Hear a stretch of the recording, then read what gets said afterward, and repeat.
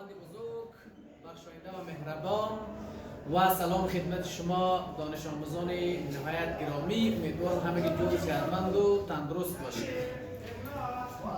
شاگردای عزیز، موضوع هست ضرب یک متریکس در اسکالر. اگر ما یک متریکس، یک اسکالر یک مقدار حقیقی یا یک عدد حقیقی، یک عدد ثابت است بچه‌ها، ما چطور یک عدد ثابت در یک متریکس ضرب بزنیم؟ متوجه شدیم؟ مثلا به عنوان نمونه چطور ضرب بزنیم دوستان؟ اینجا تذکر داریم برای ضرب یک متریکس در اسکالر، برای ضرب یک متریکس در یک عدد حقیقی گفته ورمو اسکالر مورد نظر، اسکالر مذکور در تمام عناصر داخلی متریکس دانه به دانه چی میزنیم؟ ضرب میزنیم. و طور نمونه دوستان اگر ما یک متریکس داشته باشیم، یک متریکس باشه، یک متریکس مثلا 3 در 3 متریکس هر چی بود دوستان، البته هر چی بود مهم نیست. و که یک اسکالر یک عدد حقیقیه، شما گفتید این اسکالر در متریکس ضرب بزنید. چطور ما اسکالر مورد نظر خود با یک متریکس چی میتونیم ضرب بزنیم؟ توجه داشته باشید. خب که ضرب ای رو گفته بچه‌ها پیدا کن. که ضرب چی؟ متریکس ای مساوی به خب که خودش بچه‌ها فعلا ضرب در جای ای قیمت چه نوشته کنید. متریکس ای رو چی داریم بچه‌ها؟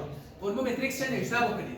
ای رو داریم جوانای عزیز A B C E F G و دیگه داریم جوانا G H I. اینی اسم متریکسی A بچه‌ها. که در ای را قیمت نوشته کنید. اینو چگونه ضرب میزنید؟ ضرب چگونه انجام میشه دوستان؟ اینی که اینی اسکالر میاد در تمام عناصر داخل متریکس دانه به دانه ضرب بزن. یعنی مساوی که ضرب چی؟ که ضرب A. که ضرب چی؟ B.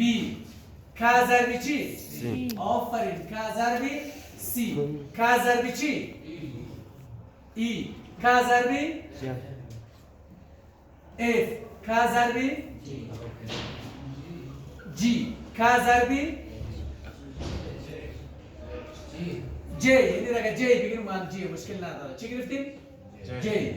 که ضرب J. که ضرب آفرین. که ضرب H. که ضرب آی بچه‌ها. این رقمی دوستا اما اسکالر مورد نظر در تمام عناصر داخل متریکس چی بزنید؟ ضرب بزنید. 3 در چند شده؟ 3 درجه. و اگر به طور نمونه یک مثال عددی ما داشته باشیم جوانای عزیز، مثال عددی توجه بکنید، سوال داشته باشیم. مثلا سوال 2. خب اگر کی ما بچه‌ها، اگر متریکس کی ما باشه، اسکالر ما عدد حقیقی ما باشه مثلا 4 چند 4 یا 3 باشه جوانا، و یک متریکسی که داشته باشیم متریکس B ما مساوی باشه به 2 1 0 5 4 چند 3 و این متریکسی B باشه یک متریکس 2 در چند 3. از ما شما خواسته که ضرب B، متریکس که ضرب B رو گفته شما پیدا بکنید. ناظر ضرب اسکالر در متریکس. متوجه شدین چگونه ما این اسکالر عدد حقیقی 3 را در متریکس B ضرب می‌زنیم بچه‌ها؟ خوب توجه داشته باشید. اینجا گرفته می‌دونیم که ضرب متریکس B رو چی داریم بچه‌ها؟ خود متریکس نوشته کن. 2 1 چی 0 5 4 چند 3 مساوی به که ما قیمتش پیشتر میکنیم. که چند داریم؟ 3 ضرب در متریکس 2 1 چی 0 5 4 3 مساوی میشه به یعنی اسکالر مورد نظر که برات 3 در تمام عناصر داخل متریکس دانه به دانه ضرب میزنیم. میشه 3 ضرب چند؟ 2 3 ضرب چند؟ 1 3 ضرب 0 3 ضرب 5 3 ضرب 4 3 ضرب 3. باز همین مساوی گرفته میتونیم بچه‌های عزیز که ضرب B که مساویه به 3 ضرب چند؟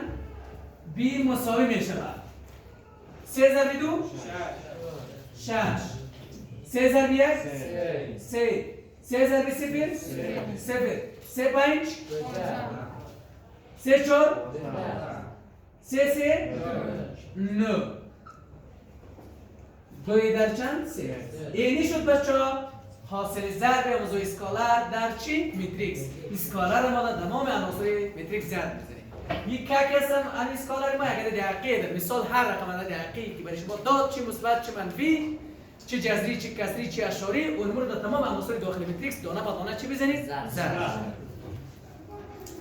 شاگردای عزیز ضرب اسکالر در متریکس شما فهمیدین مشکل نمانده دیگه برای شما مشکل است؟